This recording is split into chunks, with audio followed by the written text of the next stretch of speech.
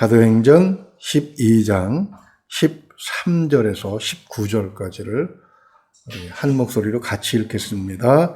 베드로가 대문을 두드린데 로데라 하는 여자아이가 영접하러 나왔다가 베드로의 음성인 줄 알고 기뻐하여 문을 미처 열지 못하고 달려들어가 말하되 베드로가 대문 밖에 섰더라 하니 그들이 말하되 네가 미쳤다 하나 여자아이는 힘써 말하되 천말이라 하니 그들이 말하되 그러면 그의 천사라 하더라. 베드로가 문 두드리기를 그치지 아니하니 그들이 문을 열어 베드로를 보고 놀라는지라. 베드로가 그들에게 손짓하여 조용하게 하고 주께서 자기를 이끌어 옥에서 나오게 하던 일을 말하고 또 야고보와 형제들에게 이 말을 전하라 하고 떠나 다른 곳으로 가니라. 날이 새매 군인들은 베드로가 어떻게 되었는지 알지 못하여 적지 않게 소동하니 헤롯이 그를 찾아도 보지 못하매 파수꾼들을 신문하고 죽이라 명하니라.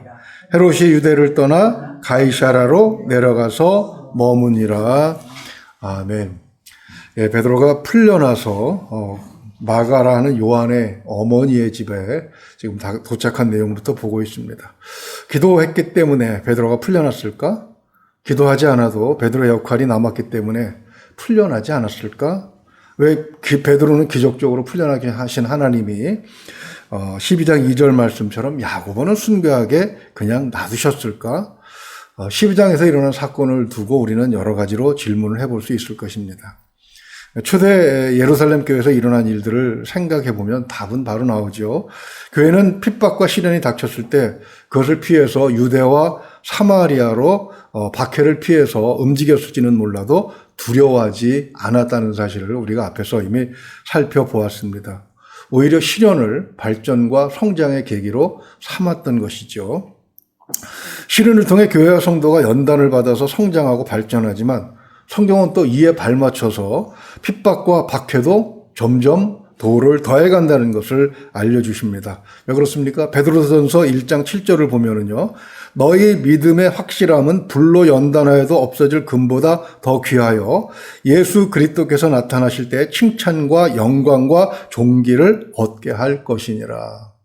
그 정도 수준까지 우리의 성장을 원하시기 때문에 하나님께서는 사탄을 영적 훈련의 도구로 사용하시는 것이죠.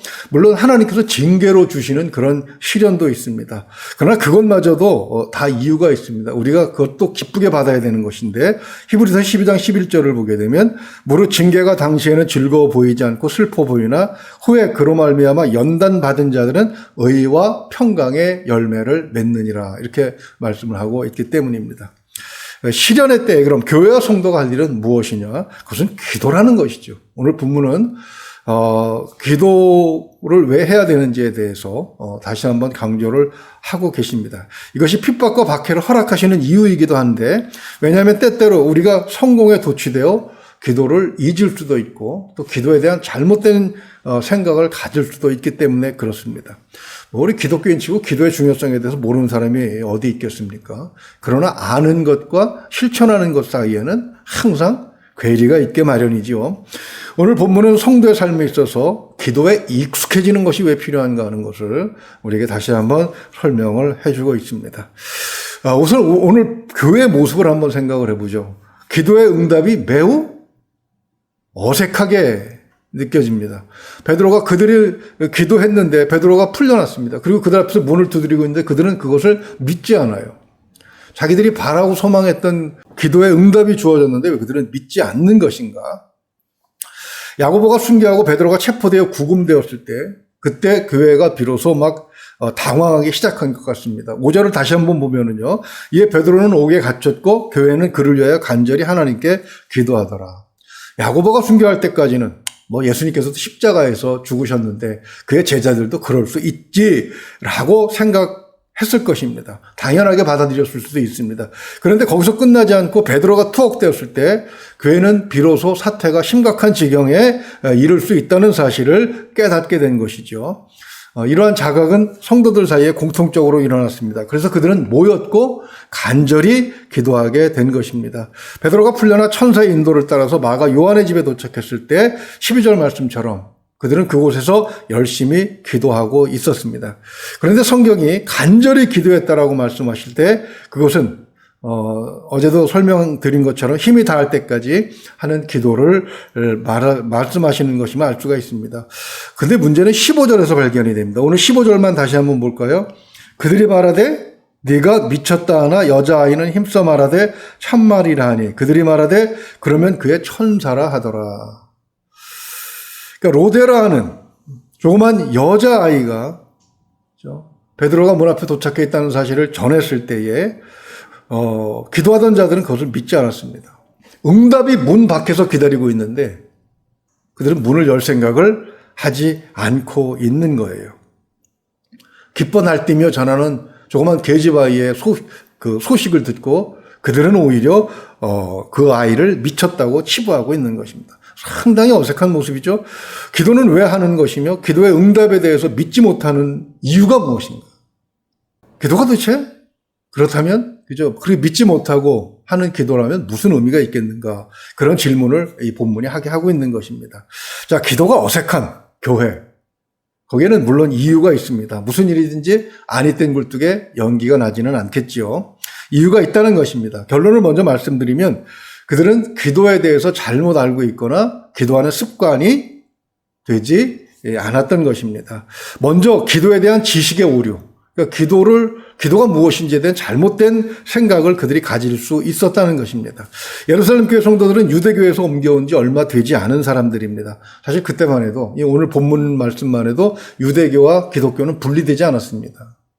그저 예수 믿는 사람들은 유대교에서 좀 벗어나서 좀 더 특이한 사람들로 그렇게 치부되고 있었던 것이죠. 즉 예수를 따르는 무리들도 유대교처럼 구약 성경을 경전으로 인정하고 사용했기 때문인데 그것은 아직도 예루살렘 교회는 유대교의 영향에서 크게 벗어나지 못하고 있다는 것을 의미하는 것이기도 합니다. 누가복음 18장을 보게 되면 예수님께서 바리새인의 기도에 대해서 지적하신 말씀이 있습니다. 주님은 누가복음 18장 10절에서 바리새인과 세리 두 사람의 기도하는 모습을 비유해 주시죠. 바리새인의 기도에는 어땠습니까? 11절과 12절을 제가 읽어드리면 바리새인은 서서 따로 기도하여 이르되 하나님이여 나는 다른 사람들 토색불이 간음하는 자들과 같지 아니하고 이 세리와도 같지 아니함을 감사하나이다.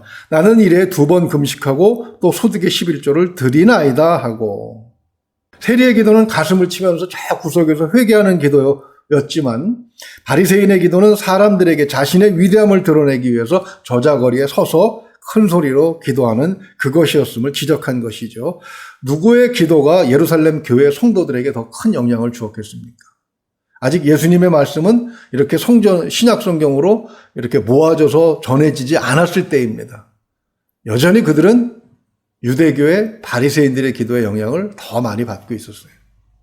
마태복음을 보게 되면 예수님께서 제자들에게 누구의 기도가 더 옳은 기도냐고 질문할 때 베드로를 비롯한 제자들은 바리새인의 기도를 흠모했던 것을 볼 수가 있습니다. 그런 영향이 아직 남아 있었다는 것이죠. 기도는 그저 성도가 자신의 신앙을 사람들에게 증명하는 정도로 사용하는 것이라고 생각하는 것이 은연중에 그들의 마음속에 무의식 속에 아직도 숨어 있었다는 것을 우리는 생각해 볼 수가 있는 것입니다. 두 번째는 예루살렘 교회가 성공에 도취되어 있었습니다. 예루살렘 교회는 2장에서 우리가 살펴본 것처럼 성령 강림 후에 폭발적으로 성장을 합니다. 이런 성장 뒤에는 항상 부작용이 따르죠. 저는 중학교 입학할 때까지는 줄을 세워놓으면 맨 앞에 설 수 있을 만큼 그렇게 작은 사람이었습니다. 근데 중학교 다니는 내내 이렇게 소풍만 갔다 와도 다리가 아프고 밤에 자꾸 낭떠러져서 떨어지는 꿈을 꾸느라고 잠을 설친 적이 굉장히 많았습니다. 근데 고등학교 딱 들어가니까 1년 만에 13cm가 부쩍 커버리더라고요. 이게 크려고 그런 부작용들이 계속 나타났던 것 같습니다. 갑작스럽게 성장하는 데는 여러 가지 부작용이 따르는데 그건 교회도 마찬가지인 것 같아요. 사실 예루살렘 교회는 이 시점에서 더 성장해야 합니다. 그런데 그만 작은 성장에 도취되어 버린 것이죠. 성공은 사람들로 하여금 자만심을 갖게 합니다. 즉 하나님의 도우심보다 내가 잘나서 또는 우리가 잘해서 이런 생각을 은연중에 마음에 갖게 되는 것이죠. 그렇게 되면 기도보다는 다른 나의 성공을 자랑하고 싶은 그런 열망들이 많이 생겨나고 그럴 때 시간이 더 많이 들어가게 되는 것입니다. 제가 중고등부 다녔을 때 제가 모범으로 삼았던 그런 선배가 한 사람이 있습니다. 그때 용산고등학교를 다니고 심지어는 고3 때 대학 입학시험을 앞에 두고도 새벽 기도를 나와서 기도하던 그런 참 신앙에 본받을 만한 모범인데, 그래서 이 사람이 서울대학을 들어갔습니다. 새벽 기도 꼬박꼬박 드리면서도 서울대학을 들어갔습니다. 근데 문제는, 그리고서 이제 그분이 이사를 가서 교회를 옮겼는데 한 2년 뒤에 나타나가지고 저한테 하는 말이 충격적이었습니다. 너 아직도 교회 다니냐? 그러니까 들어가고 나서 막 다들 떠받들어 주니까 하나님의 도우심은 기억에서 사라지고 내가 잘한 거예요, 내가. 아마 예루살렘 교회도 그런 것이 아니었나 생각을 해보게 되는 것입니다. 그러나 예루살렘 교회는 더 성장해야 합니다. 세계 이방인의 교회의 표준이 되어야 하고 초석이 되어야 합니다. 그들은 아직도 연단을 더 받아야 되는 것이죠. 그 중에 이제 시작의 단계에 와 있는 것을 우리가 보고 있는 것입니다. 성공에 도취되면 기도가 어색해질 수가 있어요. 아니, 하나님의 응답이라니, 내가 잘한 것인데 라고 생각하는 순간부터 기도는 굉장히 어색해지는 것이죠. 그 다음에 세 번째로 오늘 본문에서 생각해 볼 수 있는 것은 하나님의 능력에 대해서 그들이 의심했다는 것입니다. 아니, 하나님의 능력에 대해서 의심하고 무슨 기도를 해? 라고 우리는 질문할 수 있을 것입니다. 오늘 본문을 보게 되면 12장 4절 한번 보십시오. 베드로를 잡아서 어떻게 합니까? 옥에 가두어 군인 내직인 네페에게 맡겨 지키고 6월절 후에 백성 앞에 끌어내고자 하였더라. 예루살렘에 있던 고대의 감옥에 대한 사진을 제가 한번 찾아봤습니다. 그랬더니 고대의 감옥은 땅을 파고 지하에다가 주로 해둡니다. 도망 못 가게. 근데 본문 보십시오. 네페로 나누어 지키게 하는데 거기다가 쇠사슬로 묶어놓고 또 감옥 안에 파수병이 2명이나 같이 지키게끔 하는 모습을 초대교회 성도들이 봤단 말이에요. 아유, 저기서 나올 사람이 어디 있겠는가 라는 생각에 사로잡히는 순간, 현실의 벽이 너무 높다고 생각하는 순간 그들은 하나님의 능력을 의심하게 되었던 것입니다. 사실 베드로를 완전히 포기한 상태였다는 것을 그들의 15절 반응으로부터 우리가 알 수가 있는 것이지요. 어떻게 그런 상황에서 빠져나올 수 있는가? 또 한 가지는 야고보가 이미 2절에서 순교했기 때문입니다. 그들 중에는 이것이 교회의 끝이라고 생각을 했을 수도 있습니다. 그렇다면 왜 모여서 기도를 한 것인가? 베드로를 풀어달라고 기도하는 기도도 물론 했겠지만 그것은 형식이고, 오히려 이 다음에 우리는 어떻게 할까요? 라는 기도가 더 주된 기도가 아니었을까라고 생각을 해볼 수도 있는 것입니다. 하나님의 능력을 사람의 능력보다 낮게 보는 이 어색함은 어디서 오는 것인가? 여전히 영적인 시각으로 세상을 보는 것보다는 육신의 눈으로 세상을 보는데 익숙해져 있기 때문이라는 사실을 알 수가 있는 것이죠. 신앙은 무엇입니까? 신앙 생활은 무엇입니까? 바로 닫혀진 영적인 눈, 아직은 뜨지 않은 영적인 눈을 뚜렷하게 만들어가는 것, 그것이 사실은 신앙 훈련의 목적이 되는 것이지요. 그러므로 우리는 이렇게 결론을 내릴 수가 있습니다. 기적의 가능성을 믿어야 한다는 것입니다. 여전히 지금도 그것은 마찬가지입니다. 우리는 이미 지식적으로 많은 것을 알고 있습니다. 기도의 응답의 종류가 많이 있죠. 하나님의 뜻이 아니라 내 육신의 정욕에 사용하려고 하는 기도는 응답하지 않으시는 것이 응답이라고 성경이 우리에게 가르쳐주고 있습니다. 오히려 내가 원하는 것보다 반대로 주시는 경우도 있습니다. 또 응답을 주시되 기도할 때는 주시지 않으셨다가 한참 뒤에 주시는 경우도 있죠. 여러 가지 응답의 케이스 등등을 우리가 이미 지식으로는 많이 알고 있습니다. 그러나 오늘 본문이 우리에게 주시는 말씀은 무엇입니까? 기적의 가능성을 항상 믿어야 한다는 것이죠. 지금 예루살렘 교회는 굉장히 위험한 상황입니다. 본문 보십시오. 나리샘의 군인들이 18절 보십시오. 나리샘의 군인들은 베드로가 어떻게 됐는지 알지 못해서 적지 않게 소동하지요. 그리고 19절 보면 헤롯이 베드로를 찾으려고 온 예루살렘을 다 뒤졌을 것입니다. 그런 위험한 상황 속에서 베드로가 왜 마가라는 요한의 어머니 마리아의 집으로 찾아갔는가? 그 해답이 17절에 있습니다. 베드로가 그들에게 손짓하여 조용하게 하고 주께서 자기를 이끌어 옥에서 나오게 하던 일을 말하고 또 야고보와 형제들에게 이 말을 전하라 하고 떠나 다른 곳으로 가니라. 그러니까 하나님께서 그를 불가능하다고 생각되는 곳에서 건져서 석방시켜준 이 사건을 알릴 필요가 있는 것이죠. 여전히 하나님의 그 능력은 사람들 그 능력 위에 초월하고 계시고, 그리고 기도의 응답의 가능성, 즉 기적의 가능성은 항상 열려 있다는 사실을 성도들에게 가르쳐 주어야 했던 것입니다. 그래서 위험한 속에서도 예루살렘 교회에서 그 사실을 전하고, 그리고 다른 성도들에게도 전하게 하고, 그리고 그 사실을 전하기 위해서 그는 또 다른 곳으로 가는 것입니다. 바쁘게 움직이는 거예요. 베드로가 예루살렘을 떠나서 어디 다른 곳으로 도망가지 않습니다. 15절을 보게 되면 여전히 예루살렘 교회에서 일을 하고 있기 때문입니다. 그런 이 사실, 하나님께서 기적을 베푸신다고 하는 사실을 가르쳐 주어야 할 필요가 많이 있다는 것이죠. 오늘 본문 우리에게 그렇게 결론을 내리고 있습니다. 기적의 가능성은 지금도 열려 있습니다. 하나님께서 하시면, 우리가 간절히 기도하면 하나님께서는 반드시 문을 열어주실 줄로 믿습니다. 이 믿음을 가지고 쉬지 않고 지치지 않고 인내로 기도할 수 있는 저와 여러분 될 수 있기를, 그리고 응답이 도착해 있는 문을 항상 활짝 열어 제낄 수 있는 그런 저와 여러분 될 수 있기를 주님의 이름으로 축원을 드립니다. 기도하겠습니다.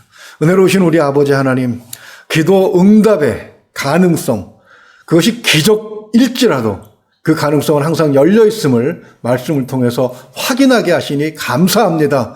하나님, 초대교회는 여전히 그것이 필요했고 그것은 지금도 필요합니다. 하나님, 베드로가 열심히 뛰어다니며 하나님께서 어떻게 기적적으로 응답하셨는지를 가르쳐주고 다닌 것처럼 하나님, 우리도 그렇게 해야 할 필요가 있는 시대를 우리가 살아가고 있습니다. 하나님, 기도 제목이 있다면 간절히 기도하게 하시고 기도의 응답을 받아서 다른 성도들에게 힘을 북돋아 줄 수 있는, 기적의 가능성은 여전히 열려 있음을 알려줄 수 있는 그런 기적의 사도가 될 수 있도록 우리를 붙들어 주시옵소서. 믿고 의지하오며 우리 주 예수 그리스도 이름으로 기도하옵나이다. 아멘.